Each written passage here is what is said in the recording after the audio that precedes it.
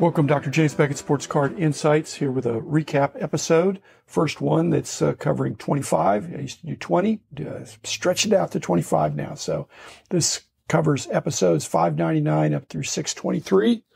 First, thanks sponsors with me consistently from the beginning. Appreciate that. Tech Media, Beckett Grading, Beckett Authentication, ComC.com, Burbank Sports Cards, Mike Stadium Sports Cards, Heritage Auctions, Hugs and Scott Auctions, Panini, Upper Deck, and Topps.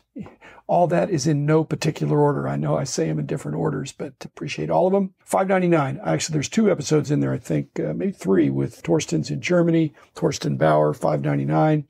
We talked about the Gini coefficient, which you read about it in economics. It applies to countries. And surprisingly, or unsurprisingly, it does apply to cards too, in a sense that all cards are not equal. And there's some that get extremely expensive and some that are extremely cheap, just like the distribution of wealth.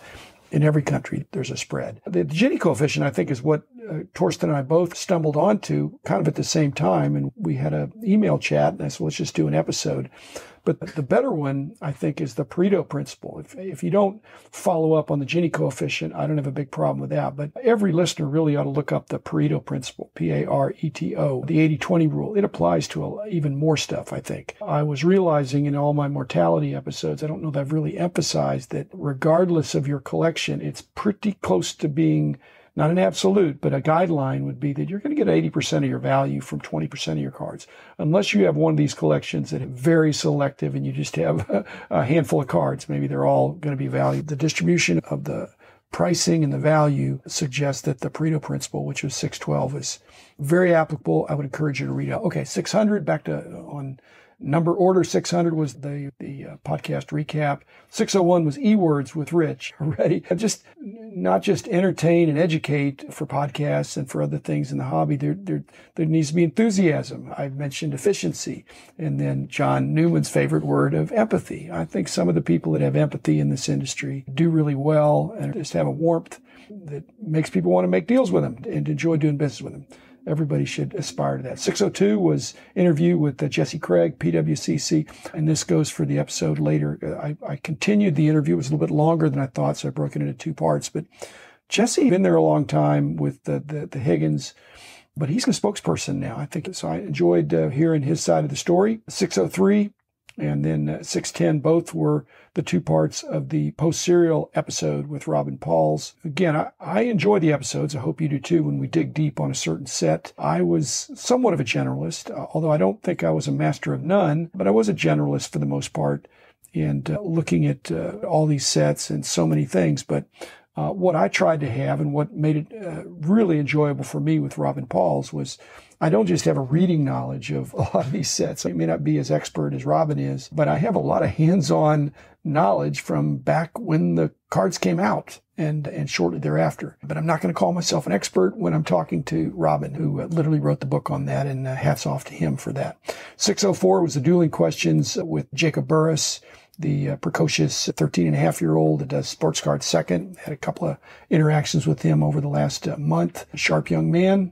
I like that. 605 was the voluntary self-regulation with Jason Granite, Wall Streeter. What I didn't bring into that episode, which I've thought later now, is that this regulation that Jason has some concern about, and I do too, if it comes from the feds, I've never linked that to whether or not Fanatics goes public or not. But I think if Fanatics goes public, I think it's going to bring a lot more scrutiny, much of it in a good way, to our industry. But it may be that there'd be some self-regulation that comes along with that. And anyway, if Fanatics is able to double the number of collectors out there, it could get more interest from people that are regulators. 606 was the outtakes with my friend Brad Bethune, his Card Time show. That was good. Again, when it's outtakes, go to the original source. So go check out Brad on his YouTube channel. 607, interview with Jeremy Allen. Certainly there is a jack of all trades. You just have to listen to the episode to hear all the different things that Jeremy's doing. And so many of his quote-unquote bosses were at the show when I asked him to take some time out to talk to me. So very enthusiastic guy, to use that E word. 608 was the outtakes on another part of my afternoon I spent with Mike Moynihan over at his house. Not the whole afternoon, but he turned on the video. And again, go to YouTube for his Baseball Collector channel for the video. And then he also podcasts with the Golden Age of Cardboard. Let me go on to 614, skipping ahead. The last part of it with Mike Moynihan was what I called outtakes because it's his show. And we talked about Pete Rose and Barry Bonds. When you talk about vintage baseball, especially, which Mike loves to talk about, I do too, it's so enmeshed with the sports. And we always think, what could happen? They can't do anything wrong. They've finished their careers. Something can happen. And in the case of Rose and Bonds, what happened to Rose after he played, when he was a manager, he got into problems. Bonds and Clemens and some of those guys have not gained greater favor after their careers. They could get in the Hall of Fame. And that's something that, again, all these people that talk about the bump from getting in the Hall of Fame, that bump mainly comes from people that you weren't sure were going to get in the Hall of Fame. And when they do, it bumps them. Bonds and Rose, based on their stats, they're first ballot. But there are other problems there, obviously. Let's see. 611, and also there were a couple with Rob Girard, the sports card therapist. If you ever have a therapist that contacts you and said, hey, we need to talk, it's not usually a good thing. It means they think you have problems. Except in this case, I think it was not that. It was, he wanted to talk sports cards, and that's his handle, I suppose, to be the sports card therapist. So he's an insightful guy. We talked about a range of things. It was good for me. I think there's some great counselors out there and psychologists, and there's a few bad ones. Rob seems to be one of the good ones. So really helping people to be healthier. And I think the hobby can be part of that. I don't know if he prescribes, instead of take 2 aspirin or do this therapy, go to a couple of card shows. 612 is the Pareto Principle. It's already talked about that. Again, highly recommended. 613 and 617 were outtakes from Radar, which is Evan Toth's music podcast. And I've been wanting to do this for a long time, and he contacted me, but I was thinking about doing that with Rich. Because Rich and I both enjoy music. Baseball cards, sports cards are my first love, but a lot of people like music, and a lot of people collect and like music. So Evan is one of those. We had a good chat. Again, I thought it was going to be 15 minutes. It wound up being an hour, and I've outtaked it down to a couple of 12 to 15 minute episodes to be more efficient for my listeners. Let's see. 614 was Mike. We talked about that. And 615, 616, the soccer cards with Torsten Bauer. Again, several episodes with Torsten. I had him on again when somebody's in a different time zone, different part of the world. But his German perspectives from being in Germany are not much different from mine with respect to soccer cards. Soccer is coming on strong. It's here to stay. I'm bullish in the short term and the long term. And so is Torsten. But it was fun to hear his perspective on soccer cards, and especially the Panini stickers over the years. 617, already talked about that. 618, security. After that major theft in the LA, it came up in Hobby Hotline with John Newman and Rich Klein. And we talked about it, and it comes up in a future episode as well. I could just tell you about that. And 619 was the Thanksgiving episode with Mike Fruitman and Rob Veras. And just not always going to do the holidays, but we've got a lot to be thankful for. And anybody listening to the podcast has a lot to be thankful for, that we're alive. Hopefully we're all healthy, and we've got a healthy hobby.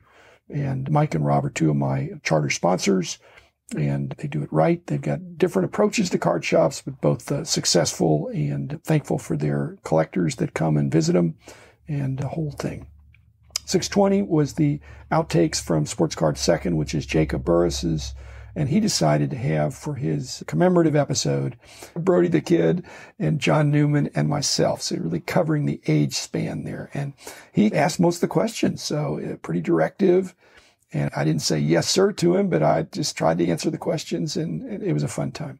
621 is Panini soccer history, general soccer history. Greg Lansdowne wrote a book about, he's now written 2 books, and digging into soccer, and especially Panini. Like I said, I'm doing a little bit more on soccer just because I think some things are going, though. It is the world's most popular sport.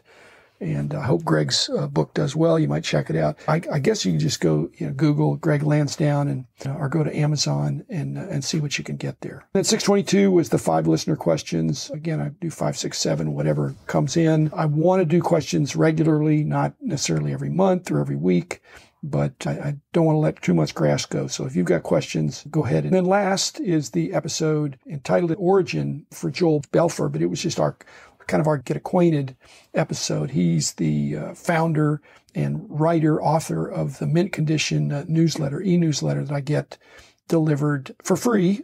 So again, you should really consider. He's 25 years old, a lot of energy, a lot of enthusiasm, and a good researcher. I think the more we unpacked it, you could see why he's a good person for what he's tackled, that he's good at it, and his finance and business background, even in spite of at a young age, he's polishing his skills in doing some of these things. And eventually he's going to have a full-time job in this industry if he wants one. Keep up the good work, Joel. I'm really enjoying it's 5 minutes per whatever episode. It's like a blog, only a lot shorter and really to the point. So I think he's appreciate the power of editing, that you could just do stream of consciousness. On the other hand, you can edit something down to where people can get the important stuff. So thanks for doing it that way, Joel. That's really locking me in as a big fan. But again, thank you, other fans out there. Check out all these things. Some of them are just me giving you acquaintance with something out there in the industry that's good. So check it out. Enjoy the hobby.